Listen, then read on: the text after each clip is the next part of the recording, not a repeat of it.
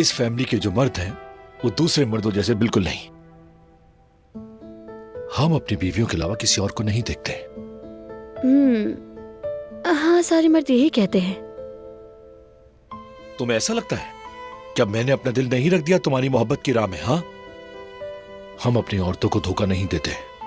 मालूम नहीं फरात, फिर भी मेरी नजर तुम पर रहेगी, याद रखना।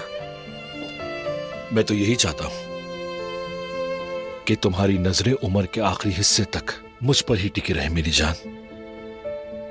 इसी बहाने से कम तुम मेरी आखिरी सांस तक मेरे साथ तो रहोगी।